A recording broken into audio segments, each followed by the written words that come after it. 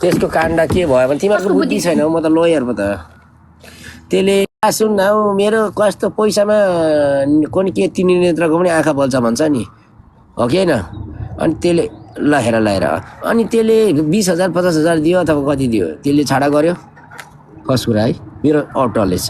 second फेरि त्यसले दियो अलिकति त्योभन्दा आधी घटाएर दियो 20 दिएको थियो भने 7 20 दिएको थियो 10 एउटा कुरा सुन 10 दियो सेकेन्ड गरौँ अर्को थप त्यसमा पैसा थिएन है कुरा दिन्छ जस्तो दिएन अब म भिडियो भाइरल बनाइदिन्छु दिएन गङ्गुले भाइरल भयो त्यही हो कुराहरू त्यही पनि उनीहरूको डिप्लोमा भयो बुझ्यौ नि राइट हो एम आई राइट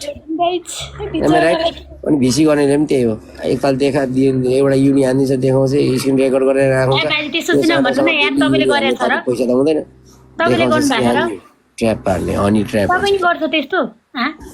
म गर्दिनँ त्यस्तो मैले अघि बल्ल हेरेको थिएँ गङ्गुबाट एकछिन हेरेर मार्दै मलाई मनै पर्दैन त्यस्तोहरू बिनाको थियो त मसँग मैले देखाउनु चाहेको भए देखाइदिँदैन थिएँ मेरो त्यत्रो पैसा खाइदिएको छ म पनि एउटा बाहिर देशमा भएको भए विदेशीहरूको मैले त्यो गर्नु छैन त्यस्तो गर्नु मतलब हुँदैन थियो होला मैले देखाउनु सक्दिनँ थिएन हाम्रो उयो हो नि त हामी नेपाली हो अलिकति नेपाल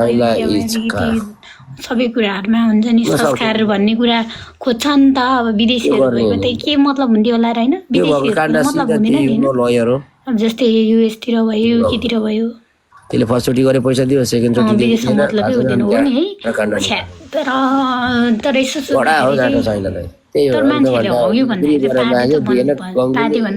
भन्छ के कुरा गर्दैन गङ्गुले पैसा माग्यो तर खासमा हुनुपर्दाखेरि चाहिँ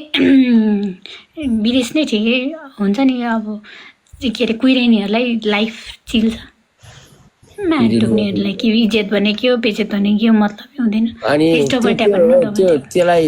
नेपालमा त एउटा गल्ती गर्यो भने बिचरा मुख देखाउने ठाउँ हुँदैन यार साँच्ची लास्ट नराम्रो लाग्छ गल्ती त मान्छेबाट त हुन्छ नि होइन तर कति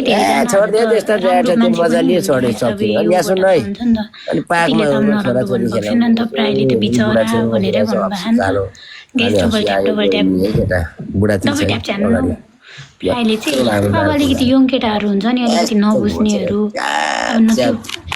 त्यस्तो अरूको जसले बेइज्जती गर्छ नि अरूको नराम्रो भन्छ नि त्यो राम्रो फ्यामिलीको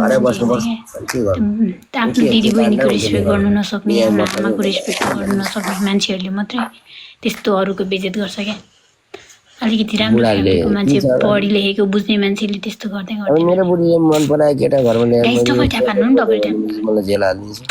होइन उसको हिसाबले बेइज्जत गरेर के गर्छ त्यो अब त्यो कुन चाहिँले त्यस्तो बेइज्जत गरेको त्यसलाई 7 पुस्ताभरि त्यसको जिन्दगीभरि नराम्रो हुन्छ त्यसको राम्रो दिन कहिले पनि आउँदैन राम्रो दिन गल्ती गरिहाल्नु भयो गरिहाल्नु त अब त्यो मर्नु त भएन मजाले तन्काइरहेछ कस्तो मजाले इन्जोय लिइरहेछ त 7 पुस्ता मर्दाखेरि मात्रै कि मान्छेहरूलाई शान्ति पाउनु है यसले पनि यही खोजेको खासमा यो गुन्डेनी कसलाई भनेको बाजे केटाहरूले भने यसले पनि यसले साराले पनि यही खोजिरहेछ यो 7.4.7 को काण्डको खोजिरहेछ त्यसको गरौँले दुःख पाएको छ भने मात्रै त्यसलाई त फेरि म पानी मुनि गरेर छोड्दिनँ कि त्यो मर कि म मर्छु त्यतिसँग त्यो जहाँ गयो नि म छोड्दिनँ हो र सारा तिमीले मलाई अलिकति सोध्नु मन पर्यो म त त्यसलाई फकाइ म त त्यस्तो गर्यो मेरो त्यस्तो गर्यो भने मैले त्यस्तो गर्दिनँ थाहा छ हैन तर पनि कसैले मेरो सारा एउटा प्रश्न उठ्यो नि त्यस्तो गर्दिनँ पानी मुनि जाओस् कि त्यो छैन कि म छैन कस्तो शङ्का गरे नराम्रो सम्झिने गाइस डबल ट्याप होइन छोड्दिनँ म त साँच्ची हो कि त्यो मऱ्यो कि म अनि मात्र आनन्द ढुक्क हुन्छ मलाई कि मर्छु कि मार्छु अर्काको त्यत्रो बेइज्जत गरेपछि को मुख देखाउन आफूलाई मुख देखाउनु